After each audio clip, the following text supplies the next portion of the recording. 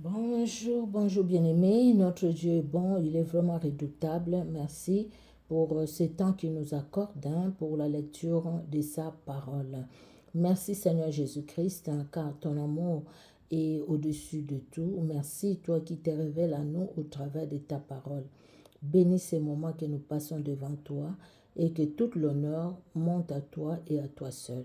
Toi en qui il n'y a aucune nombre de variations, toi qui es le même Jésus-Christ de Nazareth, sois honoré dans nos vies et que ce moment t'honore. En ton nom Jésus-Christ que nous avons prié. Amen. Amen, amen. Bonjour, bonjour bien-aimés, que Dieu bénisse tout un chacun. Nous sommes ensemble, nous allons lire aujourd'hui dans 1 roi 19, Daniel, le premier chapitre. Nous avons fini Ézéchiel, qui a 48 chapitres. Et là, nous commençons le livre de Daniel, le premier chapitre, 1 Thessaloniciens chapitre 2, les psaumes 86, Proverbe 25, le verset 17. Que Dieu bénisse tout un chacun, bien-aimé. Nous prenons nos Bibles, nos smartphones, nous écoutons, en même temps nous suivons aussi la parole de Dieu. Que Dieu vous bénisse. Suivons la parole de Dieu et lisons la Bible en même temps au nom de Jésus-Christ. 1 Roi chapitre 19. Chapitre 19. Akab rapporta à Jézabel tout ce qu'avait fait Élie et comment il avait tué par l'épée tous les prophètes. Jézabel envoya un messager à Élie pour lui dire « Que les dieux me traitent dans toute leur rigueur, si demain à cette heure, je n'ai fait de ta vie ce que tu as fait de la vie de chacun d'eux. » Élie, voyant cela, se leva et s'en alla pour sauver sa vie. Il arriva à Beersheba qui appartient à Juda, et il y laissa son serviteur. Pour lui, il alla dans le désert, où, après une journée de marche, il s'assit sous un genêt et demanda la mort en disant « C'est assez. Maintenant, Éternel, prends mon âme, car je ne suis pas meilleur que mes pères. » Il se coucha et s'endormit sous un genêt, et voici un ange le toucha et lui dit « Lève-toi, mange. » Il regarda, et il y avait à son chevet un gâteau cuit sur des pierres chauffées et une cruche d'eau. Il mangea et but, puis se recoucha. L'ange de l'Éternel vint une seconde fois, le toucha et dit « Lève-toi, mange, car le chemin est trop long pour toi. » Il se leva, mangea et but. Et avec la force que lui donna cette nourriture, il marcha 40 jours et 40 nuits jusqu'à la montagne de Dieu à Horeb. Et là, il entra dans la caverne et il y passa la nuit. Et voici la parole de l'Éternel lui fut adressée en ces mots. « Que fais-tu ici, Élie » Il répondit, « Je déployais mon zèle pour l'Éternel, le Dieu des armées. Car les enfants d'Israël ont abandonné ton alliance, ils ont renversé tes autels, et ils ont tué par l'épée tes prophètes. Je suis resté, moi seul, et ils cherchent à m'ôter la vie. L'Éternel dit, sors, et tiens-toi dans la montagne devant l'Éternel. Et voici, l'Éternel passa. Et devant l'Éternel, il y eut un vent fort et violent qui déchirait les montagnes et brisait les rochers. L'Éternel n'était pas dans le vent. Et après le vent, ce fut un tremblement de terre. L'Éternel n'était pas dans le tremblement de terre. Et après le tremblement de terre, un feu.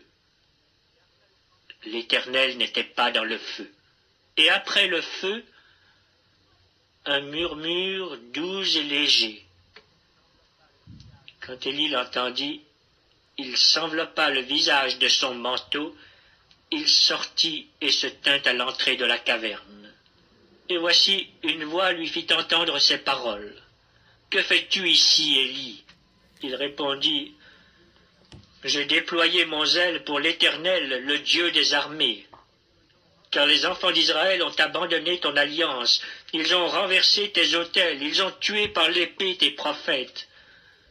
Je suis resté, moi seul, et ils cherchent à m'ôter la vie. L'Éternel lui dit, va, reprends ton chemin par le désert jusqu'à Damas. Et quand tu seras arrivé, tu oindras Hazaël pour roi de Syrie.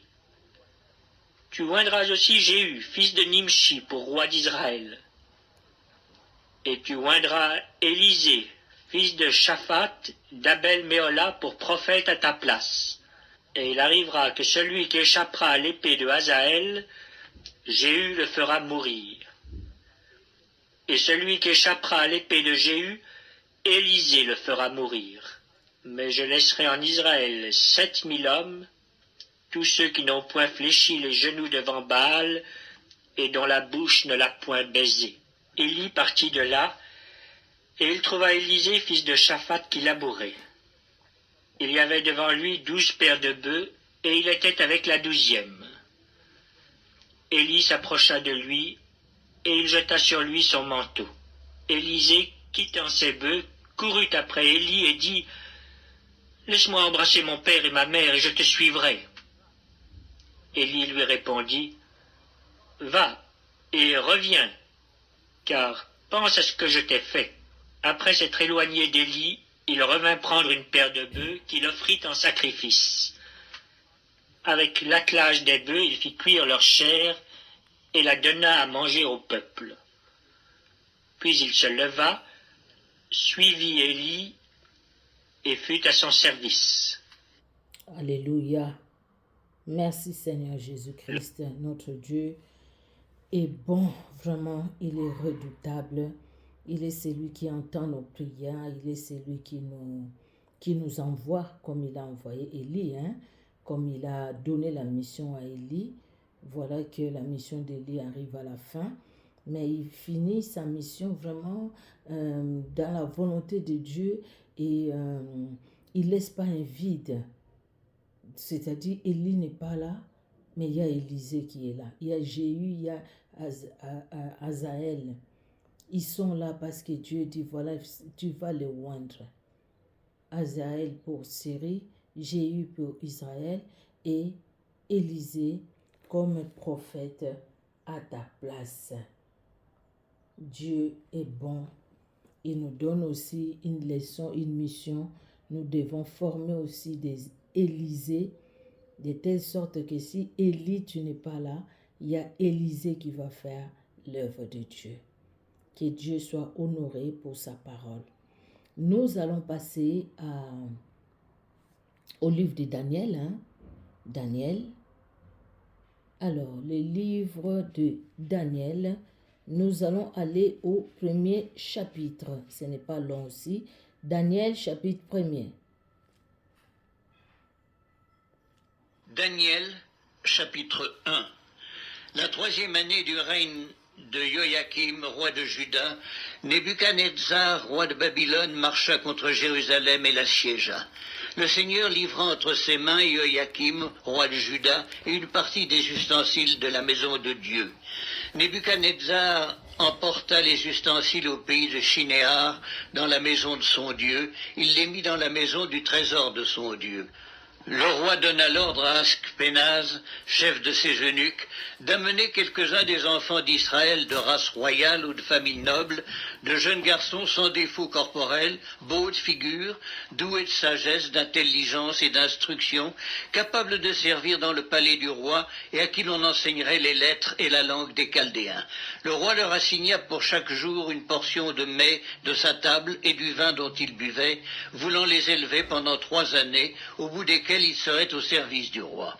Il y avait parmi eux, d'entre les enfants de Juda, Daniel, Hanania, Miskaël et Azaria. Le chef des eunuques leur donna des noms. À Daniel, celui de Belshazzar, à Hanania, celui de Shadrach, à Miskaël, celui de Méshach, et à Azaria, celui d'Abel-Nego. Daniel résolut de ne pas se souiller par les mets du roi et par le vin dont le roi buvait, et il pria le chef des eunuques de ne pas l'obliger à se souiller.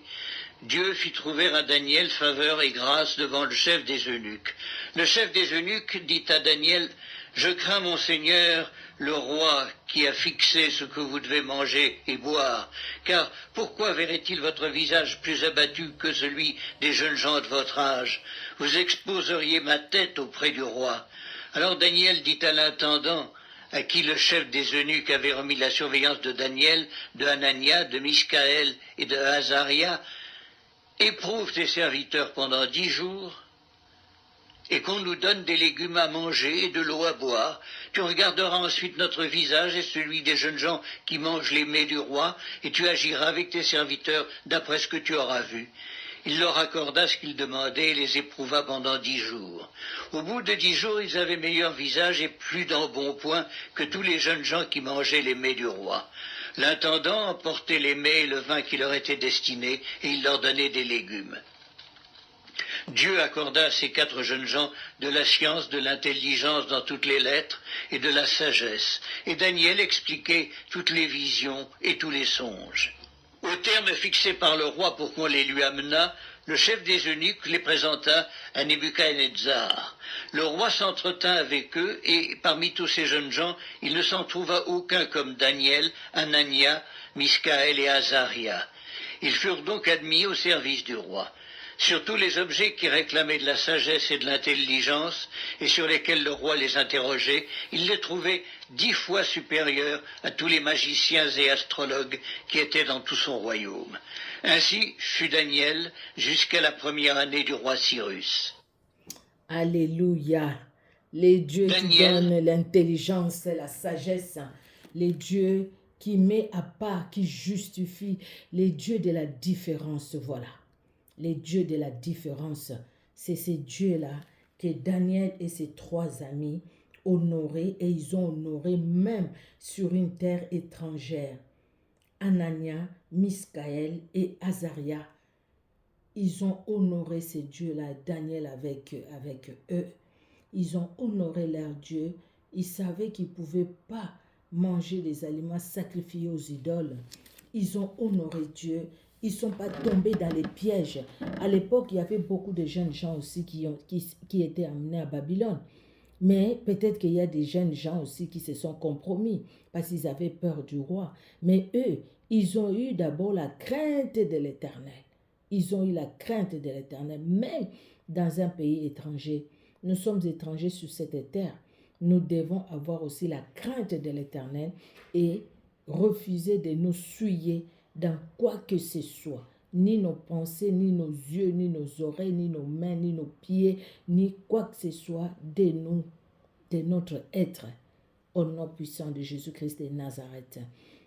Nous allons passer au livre de 2 Thessaloniciens, dans le Nouveau Testament, 1 Thessaloniciens, nous sommes dans le livre de 1 Thessaloniciens, c'est le chapitre 2, 1 Thessaloniciens et le 2e chapitre.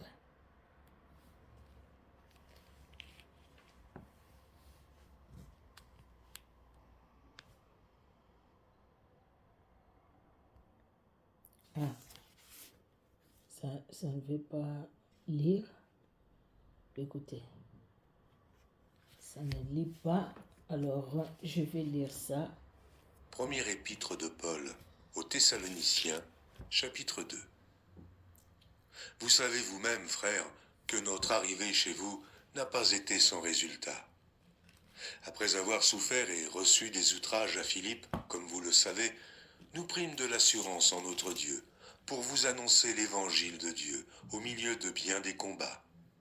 Car notre prédication ne repose ni sur l'erreur, ni sur des motifs impurs, ni sur la fraude, mais selon que Dieu nous a jugés dignes de nous confier l'évangile. Ainsi, nous parlons non comme pour plaire à des hommes, mais pour plaire à Dieu, qui sonde nos cœurs. Jamais, en effet, nous n'avons usé de paroles flatteuses, comme vous le savez. Jamais nous n'avons eu la cupidité pour mobile. Dieu en est témoin. Nous n'avons point cherché la gloire qui vient des hommes, ni de vous, ni des autres. Nous aurions pu nous produire avec autorité, comme apôtres de Christ. Mais nous avons été pleins de douceur au milieu de vous, de même qu'une nourrice prend un tendre soin de ses enfants. Nous aurions voulu, dans notre vive affection pour vous, non seulement vous donner l'évangile de Dieu, mais encore nos propres vies, tant vous nous étiez devenus chers. Vous vous rappelez, frères, notre travail et notre peine, nuit et jour à l'œuvre, pour n'être à charge à aucun de vous. Nous vous avons prêché l'évangile de Dieu. Vous êtes témoins, et Dieu l'est aussi, que nous avons eu envers vous qui croyez une conduite sainte, juste et irréprochable.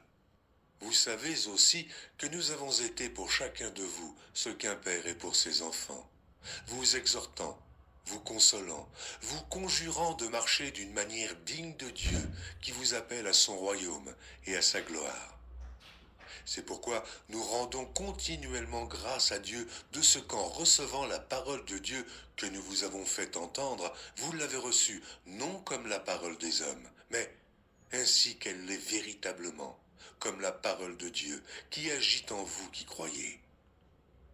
Car vous, frères, vous êtes devenus les imitateurs des églises de Dieu qui sont en Jésus-Christ dans la Judée, parce que vous aussi, vous avez souffert de la part de vos propres compatriotes les mêmes maux qu'elles ont souffert de la part des Juifs. Ce sont ces Juifs qui ont fait mourir le Seigneur Jésus et les prophètes, qui nous ont persécutés, qui ne plaisent point à Dieu et qui sont ennemis de tous les hommes, nous empêchant de parler aux païens pour qu'ils soient sauvés, en sorte qu'ils ne cessent de mettre le comble à leurs péchés. Mais la colère a fini par les atteindre.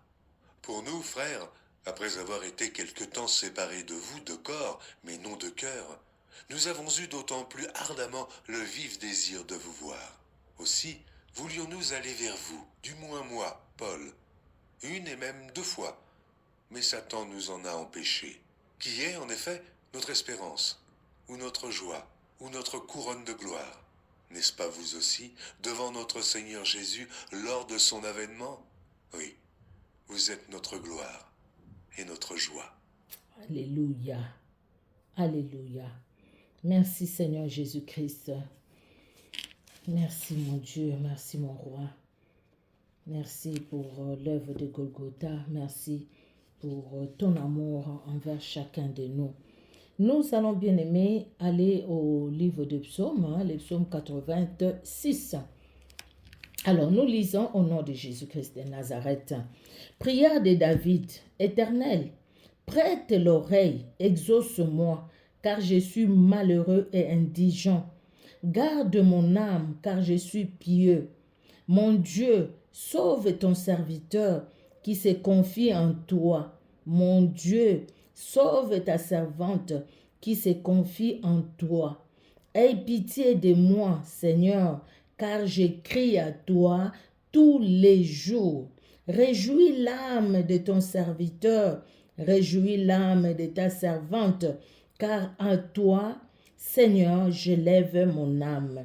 Car tu es bon, Seigneur, tu pardonnes, tu es plein d'amour pour tous ceux qui t'invoquent. Éternel, prête l'oreille à ma prière, sois attentif à la voix de mes supplications. Je t'invoque au jour de ma détresse, car tu m'exauces. Nul n'est comme toi parmi les dieux, Seigneur, et rien ne ressemble à tes œuvres. Toutes les nations que tu as faites viendront se prosterner devant ta face, Seigneur, et rendre gloire à ton nom.